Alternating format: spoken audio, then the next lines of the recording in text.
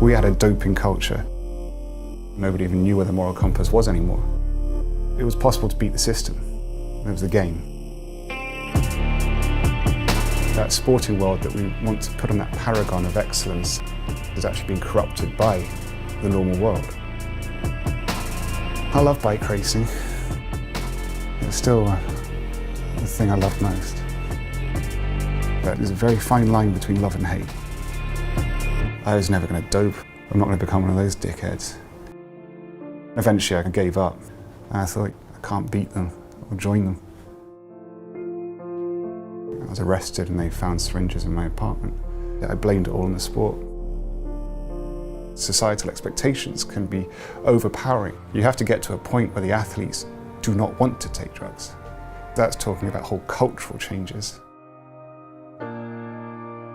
After my first year off, I wanted to try and fix everything I'd done and the disappointment, and I wanted to go back to my old values, started to feel like I had a good culture around me. And then I did the Tour of Spain. When I won that, I had a press conference afterwards, and I said to everybody, I did that clean. And that empowered me, and it gave gravitas to what I felt was my responsibility, to educate people on how it happened and why it happened. You can't change things if you don't understand them. Sport really does represent something that we've got to protect. That last bastion of purity, it's worth fighting for.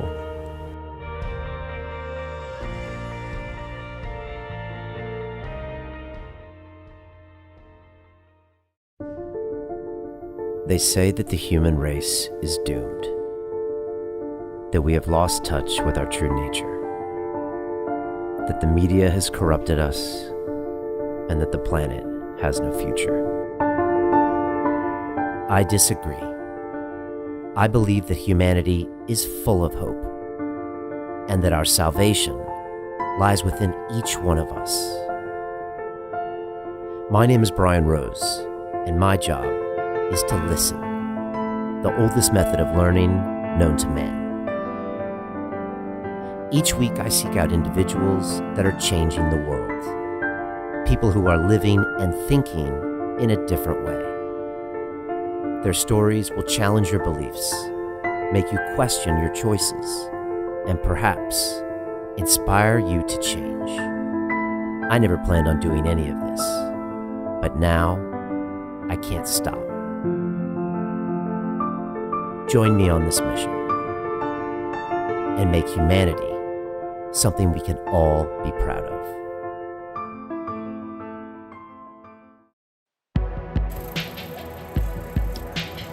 David Millar is one of Britain's most successful road cyclists. He competed in 12 Tours de France. He even beat Lance Armstrong in one stage, and he later became good friends with him. But in 2004, he was banned for taking prohibited substances and spent 2 years in exile and came back and competed clean. Today, he's one of the leading spokesmen for the anti-doping movement. And David talked very real with me about using EPO, testosterone, and a whole lot of other drugs in order to increase his performance, and how it really ripped him up inside when he had to come clean about doing it. And the reason I talked to him about this is because it's such an important topic in all sports today. Whether you saw the movie Icarus or whether you watch the UFC, it's a reality when athletes compete. And David believes it can be solved culturally. And he said now on the British cycling team, it's a culture that doping is not okay, it's not acceptable. And he says that is what will change things, not the testing. So I know you're gonna enjoy my time with him. He's got a lot to say. He's a serious guy who's really competed. And I really enjoyed my time and this topic. And I also enjoy the London Reel Academy. And inside there, we teach you how to do pretty much anything in 6 to 8 weeks because we hold you accountable to do the work. No more procrastination, no more perfectionism. I teach you how to start a business, how to publicly speak, even how to broadcast yourself. We do this. I've graduated over 3,000 students. It's absolutely incredible. Here's a little bit more about what we do. London Reel doesn't stop when the conversation ends. You see, that's when we get started. Because everything begins with a thought, and then comes the action. The London Real Academy is our global transformation platform. Here we bring together thousands of students from over 75 countries. Whether you want to build a profitable business from your passion, or learn to speak to inspire, or broadcast yourself with your very own podcast, or accelerate your life to become a high-performance person, we have the online accountability course and personal mentoring program that will make your dream a reality. Join us, and we'll take your life to the next level, together. Our next accelerator course is starting soon.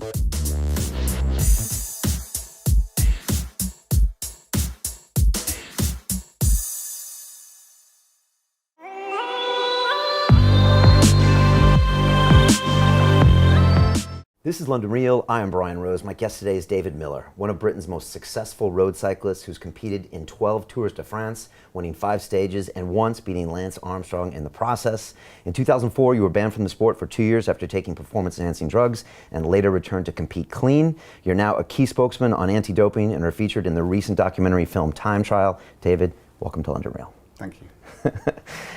As you know, I got on a bike a few months ago because I got challenged to do an Ironman 70.3. And, you know, for a lot of people, the swim is like a big deal. But for me, I found the cycling part just so challenging. And I found that I was on that static bike in the gym, pounding out the hours, or when I was like 4 or 5 hours and my feet were freezing, when I was riding around Regent's Park. I was just like, I gained a new respect, I think, for cyclists, even though I probably just scratched the surface. But what can you tell people about what drives someone to be a professional cyclist? And what do people not know about it when they just watch it on TV? Yeah, that's a good question actually, because to be a pro cyclist, cycling, the sport isn't something you do at school. It's not something that schools generally endorse. You don't have a school cycling team or inter-school competitions. It's something you have to do outside of the curriculum, outside of the societal norms, if you like, which already paints a picture of the type of personality that pursues cycling. They're outliers, they're kind of tend to be slightly free spirits. And I think one of the reasons you get into cycling as a kid is to get away from everybody, is to have the freedom. So I've always found it paradoxical that these kind of individuals, these loners, they get into cycling, end up doing some races, move up quickly from the ranks of regional to national to international to world class, go to professional. By the time you get to professional, you're in this hyper team environment where you can't move without being with somebody. You share rooms, you're on the road the whole time. The teams have strict hierarchies with organisation within them.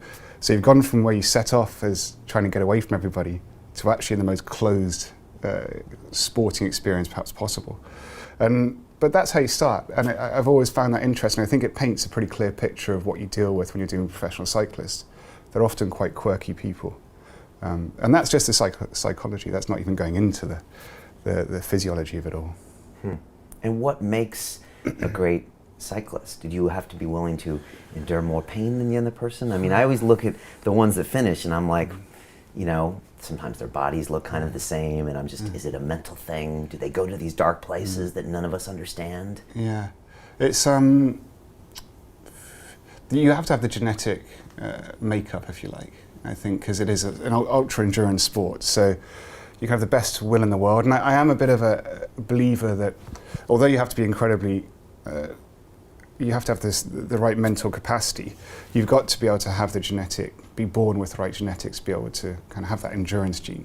Now, if you've got that, then that's great. But I know dozens and dozens, 95% of the people even with that genetic makeup, perhaps are even walking around here or working here and they don't know they've got it. So to stumble across it and then recognize it and then work at it, then that's the next level. And then the next level is those people who fall in love with the work, appreciate the kind of the dividends it returns, and then start to challenge themselves. And it's always that, you challenge yourself. First of all, you start competing. I think you start competing against yourself, then you compete against other people, then you start competing against yourself. And once you get to that meta level, that kind of that real sort of the upper stratosphere, you only care about competing against yourself. And it's the journey you're on, the training, the workload, the challenges you set yourself, those objectives. And they're the greatest athletes, the ones that only kind of are in their own sphere and challenging, pushing themselves to the very edge of what they can do and able to compartmentalize that.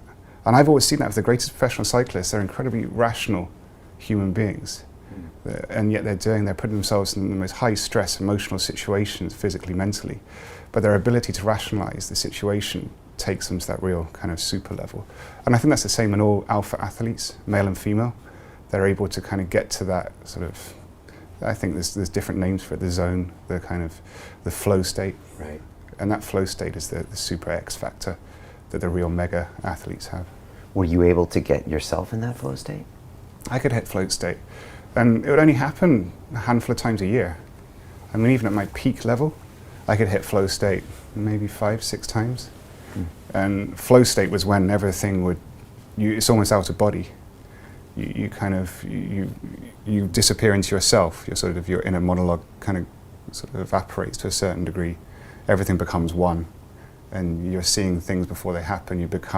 Your body map becomes perfect. You control everything.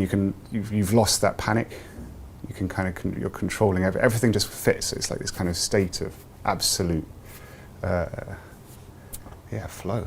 That's why we say flow. Is there usually some exhaustion before that happens, or can you snap into it at the beginning of a ride? You can manage it.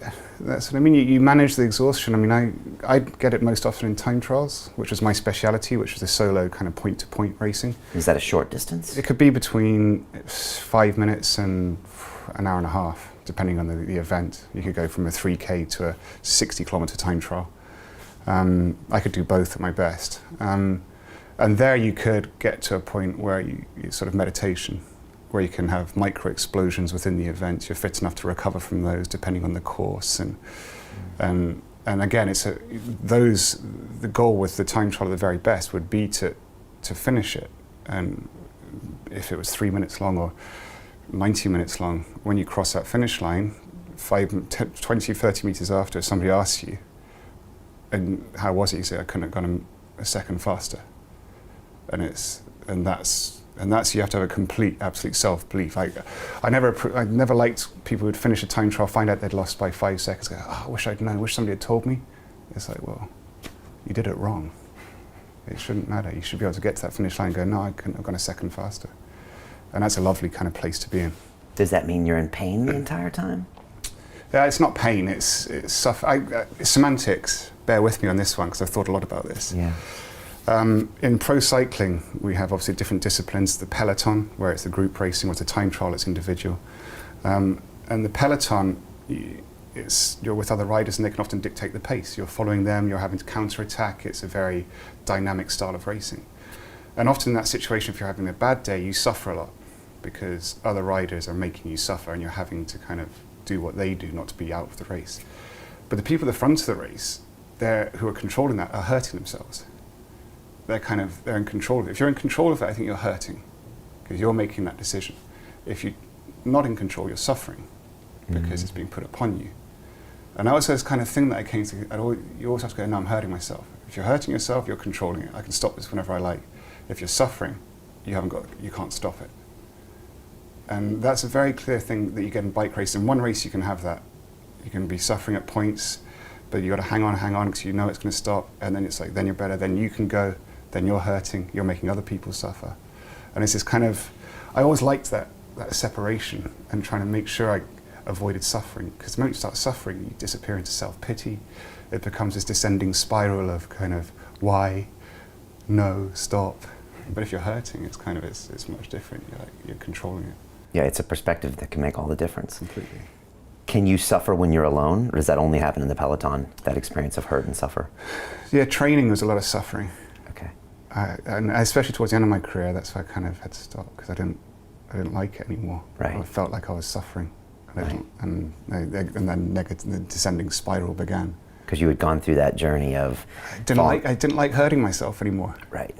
That was it, and I think that happens to every single pro cyclist. That's why you end up stopping, is because you can't do it. You look back even it could be a year before, or where you enjoyed smashing races to pieces and hurting yourself and doing these really hard races, and most of the time not winning, because that's professional cycling.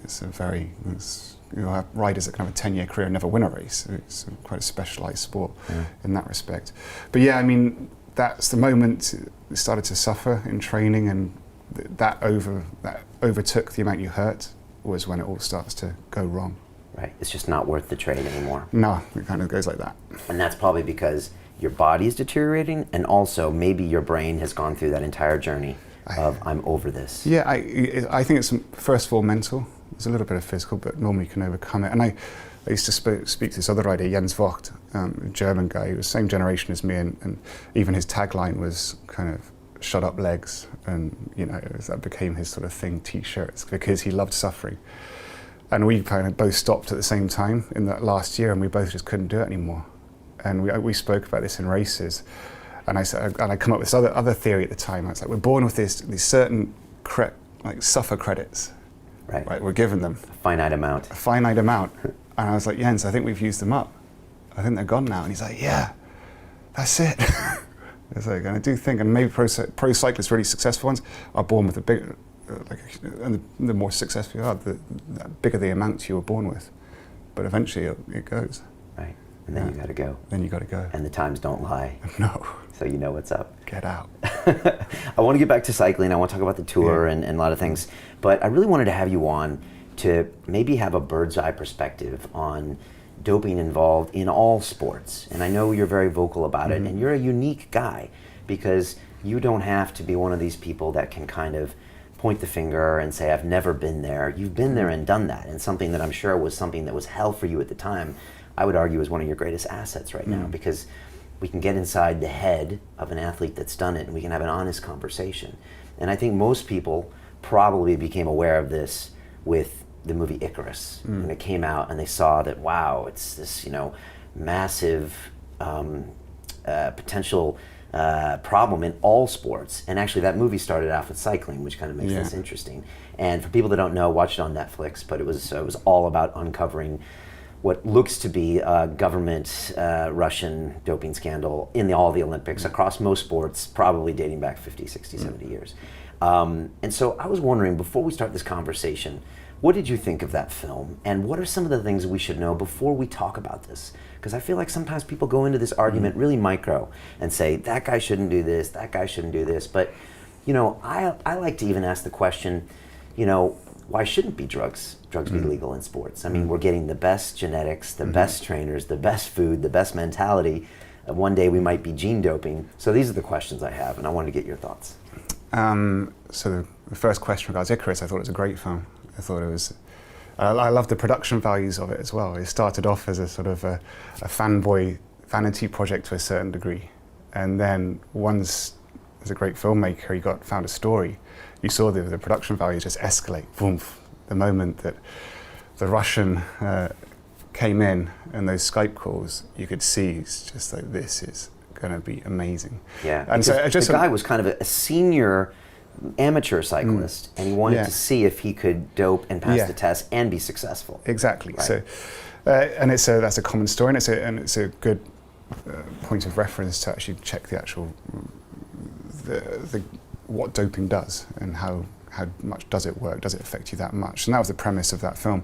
It turned into a bigger question about societal kind of norms and the validity of the Olympics, and where our moral compass lies regards the kind of corporate nature of sport and the responsibility that athletes are put upon at a national level to carry their nation and represent the nation, and using sports, Olympics in particular, as a propaganda machine, and those are much bigger questions. And so the film was very clever in that respect. It went from one man's quest to see if doping had made that much effect, to actually this very big macro question about what is sport, what are we using it for in today's society. So I thought that was a very good film. And I guess it brings us on to then kind of doping as a whole. I think it's always been in sport. This is what we need to understand. I think we'd be brainwashed somewhat by the IOC machine, and if we're going back even to Victorian times and kind of moral Christianity, sort of about how the muscular Christianity, of the amateur ethos, and how taking part is more important than winning, and which is there, but I think it was lost a long time ago and has been a kind of a very fragile facade for many years. Because when we look at the Olympics and the IOC and the fact that they demand over, I think it's a minimum of $50 million US for the corporate sponsorship. I think it's probably more like 150. They have billions of cash in the bank, and yet the World Anti-Doping Agency, which is partly funded by the IOC, receives, I think, if I'm up to date, I need to be up to date, is about $15 million a year from WADA. The other $15 million, because IOC will match what the world's governments contribute to WADA. So in order to be a member of IOC and you're a nation able to compete at an international level, because IOC is like the United Nations of sport, your country must be affiliated to the IOC, your national federation for the sport.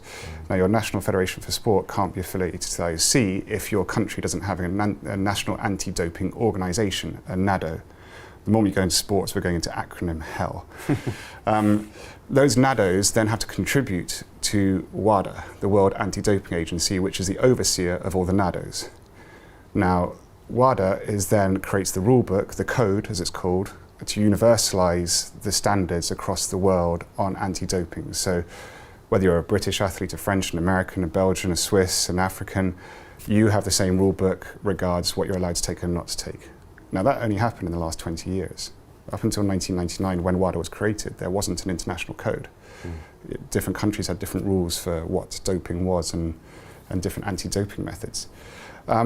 So going back to that, the amount of funding that these NADOs, National Anti-Doping Organizations, can rally together across the world is around $15 million to fund WADA, which sits above everything, which is the global police on doping.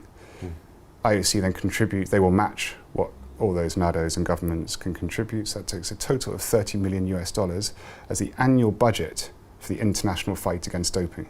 Not much money. No, that's one athlete in Premier League football. And so this says, almost by definition, how important it is to them. Yeah, that's how I see it. I mean, that's a drop in their ocean. And so they're not actually, their money, they've barely even got a mouth about it. They're certainly not putting any money into it. And so if we look at that, the stage, and you on a purely ethical level, you see what IOC does to cities and countries with their Olympics. They barely leave legacies. Their recent track record is horrific. What they did in Athens, what they've done in Brazil and Rio. They go in, they're strong words, but they pillage the kind of the local resources, exploit them, and then leave them there to rot. IOC, for me, it's fundamentally flawed, and we look to them as being the bastion of ethics and morals. Because they have the Olympic brand, which must be all things great about exactly. And that's the top of the pyramid. That's the top of the pyramid, and everything else flows down from there. So you can understand why everything, by the time you get to the bottom, has become even more toxic. Okay. And doping has been around, you said, even to Victorian times. Yeah, I mean, I think if we look back, there's been, as soon as there was any medical, cocaine, alcohol, they were even using, back in the day, like strychnine and painkillers. So it's been there, and it's been there for a long time. And it's slowly, I think, when we look at professional sport today, and this is what I love, it's the ultimate irony. Professional cycling is now at the absolute forefront of anti-doping, because we had the biggest doping problem. And we had to fix it, otherwise the sport was going to be destroyed, and it was the economics, if you like, that saved it, because sponsors were not interested in funding professional cycling teams because it was only bad publicity. So the sport actually inherently had to fix itself in order to attract those sponsors, and anti-doping actually became a monetizable entity within the sport. If your team could prove that it was clean and had a great track record, then you would attract bigger sponsors. So it was the economics that kind of saved us. And now we've been the guinea pigs for the latest testing methods, be it the EPO test, be it the blood test, the whereabouts systems, all these different things that have contributed. And I think today one of the biggest, apart from the code that was created by WADA, the international code, which then created the same playing field for the whole world, it's been the ability, the access to the internet, which has created a whereabouts system so every athlete can log in onto this kind of cloud, which then tells you where you are during the day, so you can always be found for random testing. Okay. So, I mean, I could talk for hours on that because my knowledge is pretty deep, having been on the WADA Athletes Commission for 4 years and working with NADOs for years and being a doper And as you said, I think that's, and this is, excuse me if I jump around a bit, a lot of people talk about lifetime bans for first-time offence, which makes no sense because we don't have that in society at large. And the human condition, the way we learn is by learning from mistakes. And those mistakes often generate regrets, and those regrets prevent those mistakes happening in the future. If I hadn't been given a second chance and come back in, I wouldn't be able to educate people. I wouldn't have been able to force as much change as I have done since. I'd have just disappeared, and this thing would keep happening. So it's one thing, I mean, don't get me wrong, not everybody's going to have the same will or have the background or the culture that I have in education to come back in and the will to do what I've done.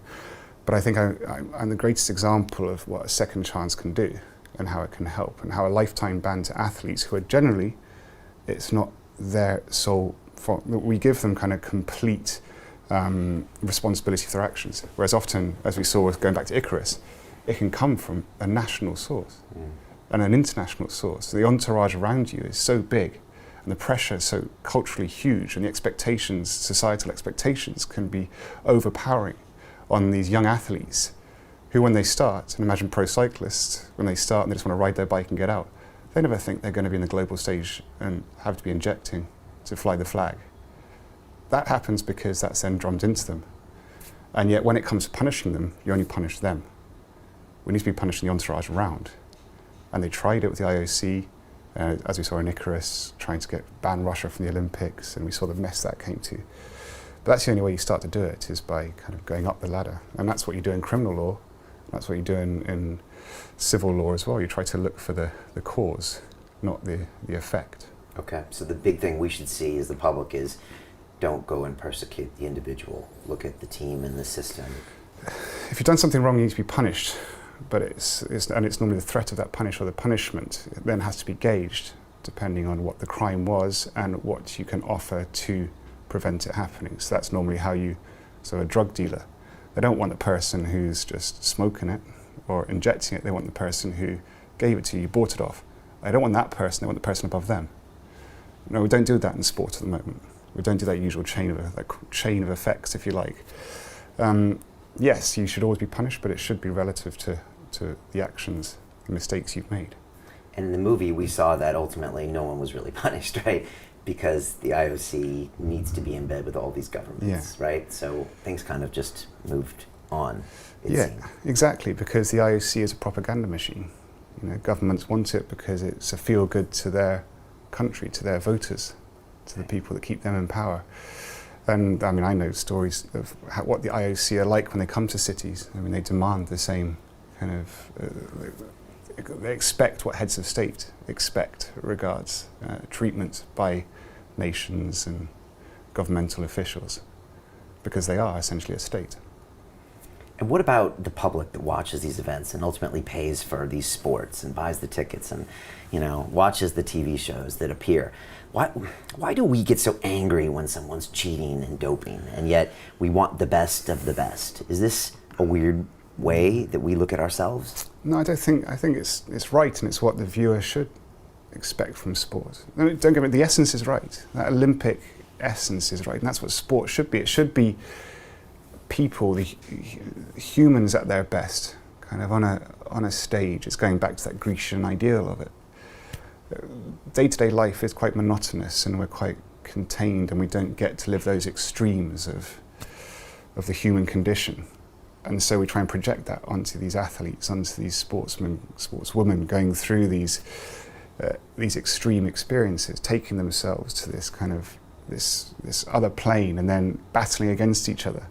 It's a very human thing to want to watch that, because it is storytelling. We build stories behind those athletes or those teams, and when they're fighting each other, they're not just fighting them individually, they're fighting those two stories are becoming mixed up, and it's wonderful. I mean, it's great entertainment, and that's what sport is. And entertainment at its best should make you feel something, and sport can make you feel, as a viewer, really something that you're not going to get in your day-to-day life.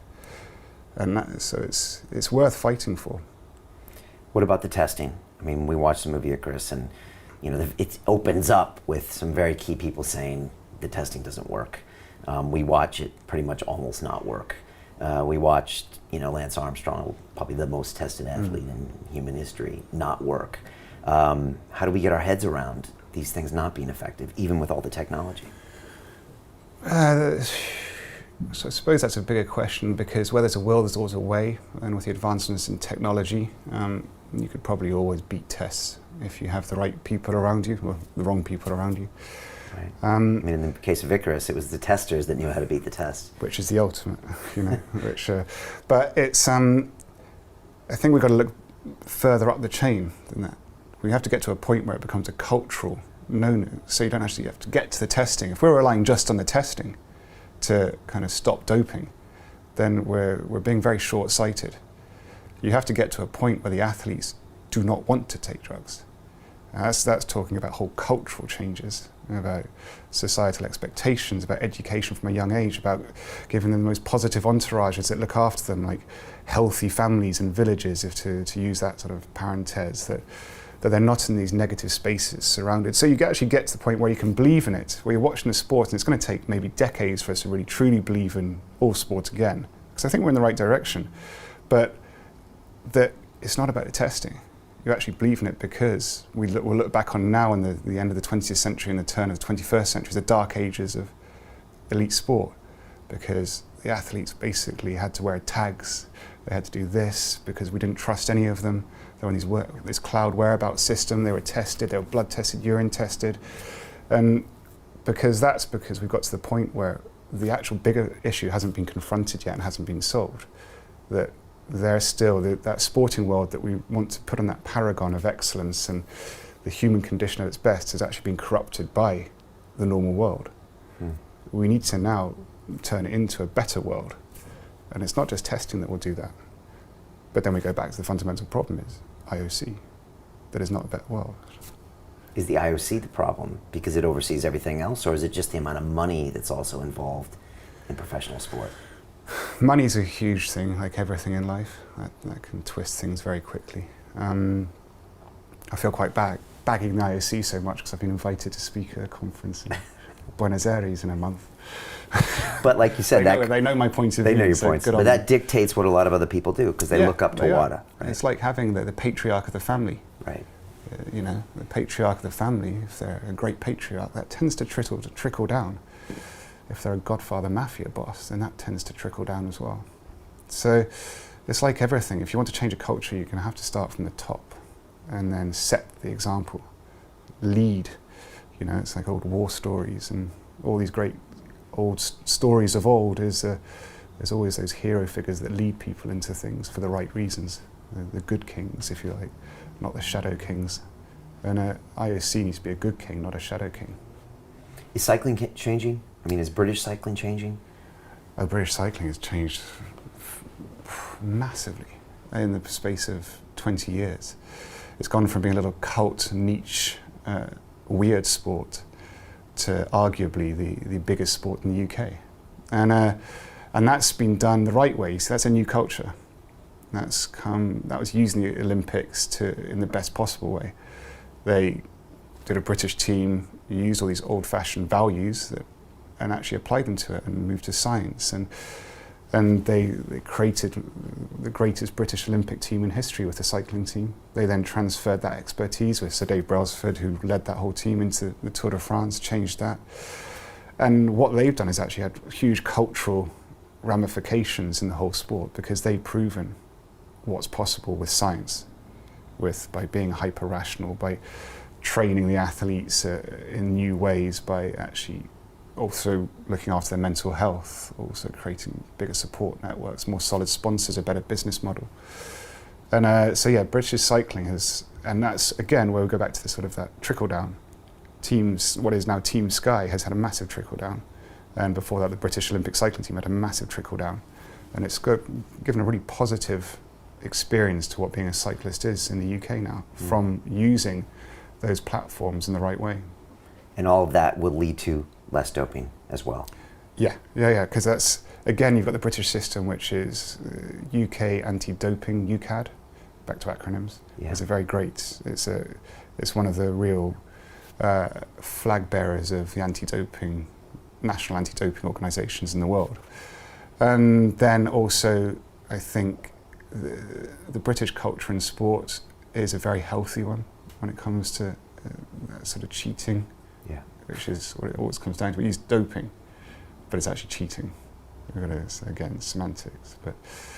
And so cheating is a pretty big deal in our sport. And I think that's kind of been the bedrock of how it's kind of advanced so well here, using all these modern methods. Because you speak to these young kids now who I know in their early 20s who have gone through the programs, and they're so far removed from doping. They just can't even comprehend it. It's a non-subject to them. This is what I was meaning about the fact that the whereabouts system, the testing, it makes no difference to them because they are so culturally removed from it. They can't fathom it. It's so ingrained in them that that is cheating, that it's wrong. And they've got all those people around them that they know if they do it, it's all over. They don't need those threats because it's embedded now in that culture, which is amazing. That's amazing. A lot of people would probably find that hard to believe because when Lance Armstrong's around on Tour de France, I mean, I don't know what the statistics were, but they said if everyone had been tested the way he had been tested, it would be like number 16 would have won the race because everyone would have been disqualified. I mean, sport was rife with it. Yeah. And it can change that quickly with a cultural way of looking at things. Yeah, it can, because if you get down to the nuts and bolts of it, it is the cultural thing is that, to use an American term, the locker room. If in the locker room it's considered wrong to dope, to cheat, then that's massive. That's a real strong kind of preventative kind of cultural tool, because your peers know that kind of that's how it feels. And that's how it's felt when I was racing, when Lance Armstrong was racing. We were in a doping culture. Like the peloton, you kind of knew people were doping, kind of people let it fly, we knew the system wasn't looking after us, we didn't look after each other. We had a doping culture. Didn't people talk about it in the peloton? Yeah, you would. You'd have people would be working with this doctor. There'd always be Chinese whispers about what the new product was, kind of who'd been on some mystery training camp, what team was all flying all of a sudden.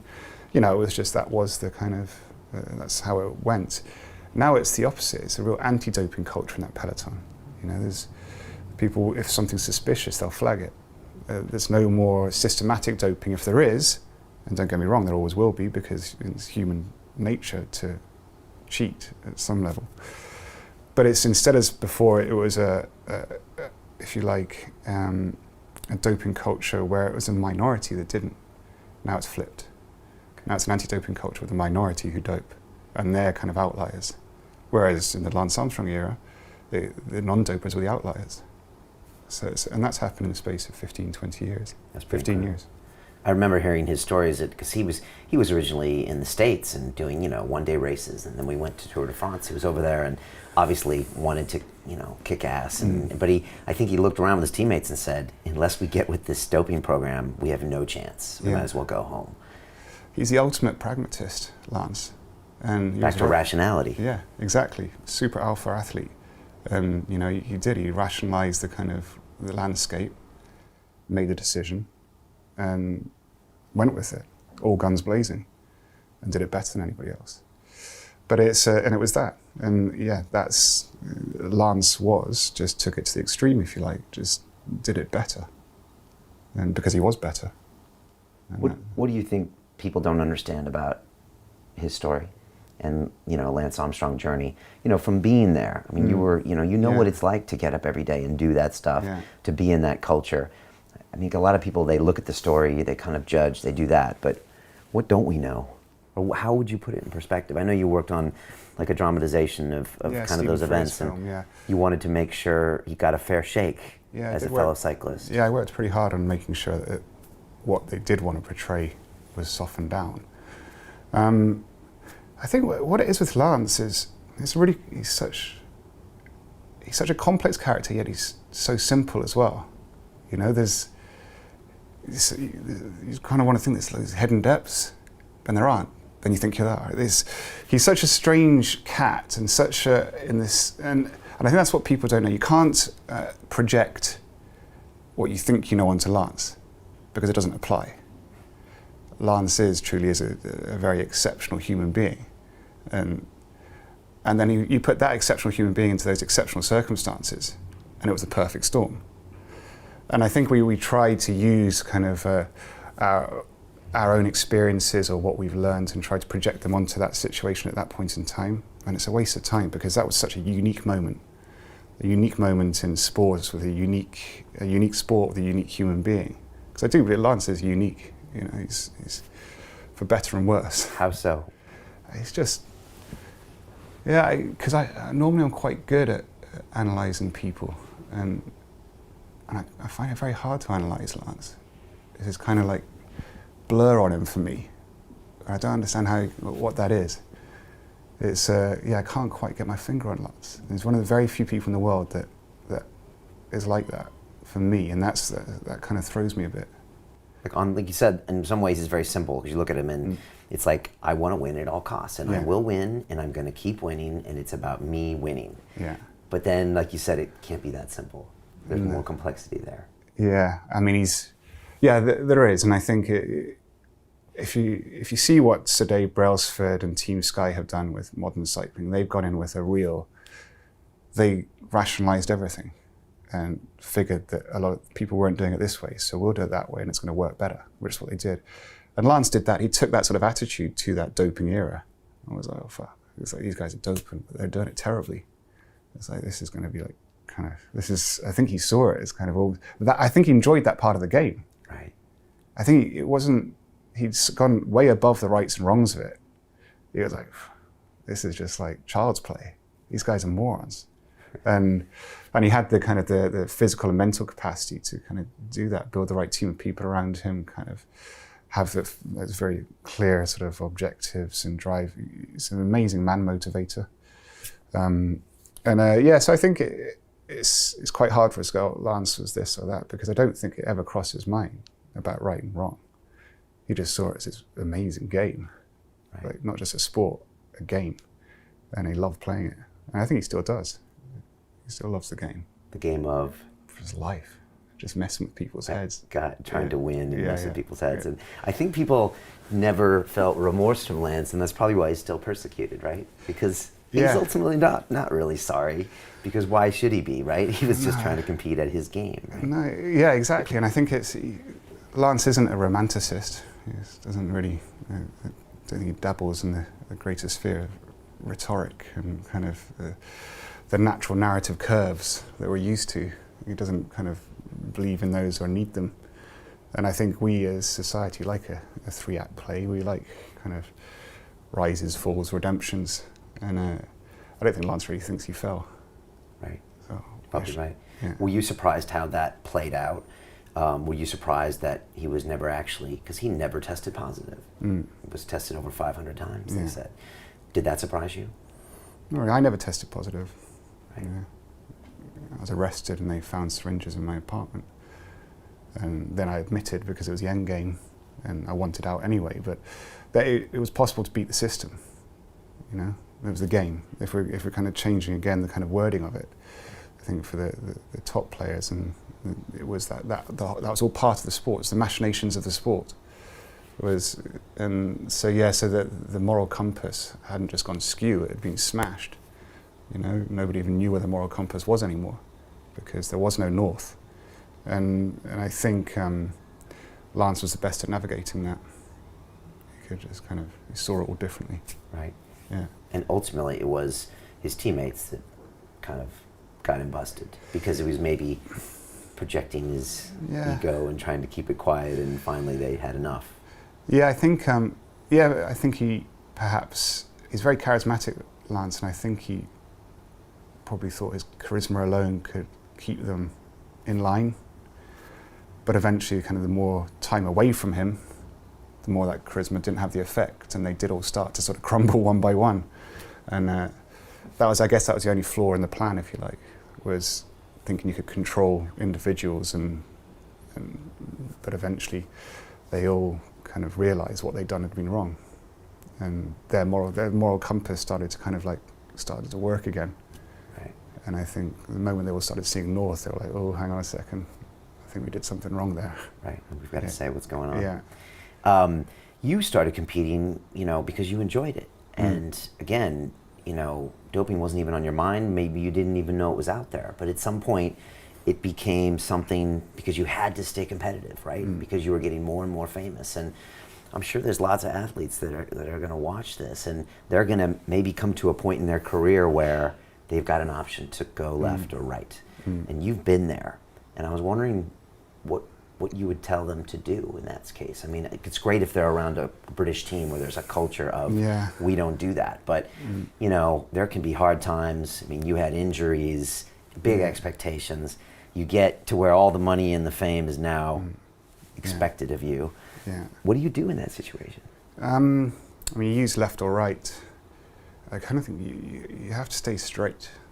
You have to be so clear in kind of what you believe in, even at times when you can't see it for clouds and fog. And because if you do kind of veer off it, left or right, then you never get back on it. It's this weirdest thing. And that's why I try to explain to younger athletes, you can do it and you might get away with it. You might kind of get some riches down that road, but it's never going to be the good road, because you'll then have mental health issues. You're then going to live a lie. You will be found out. Never forget, you will be found out.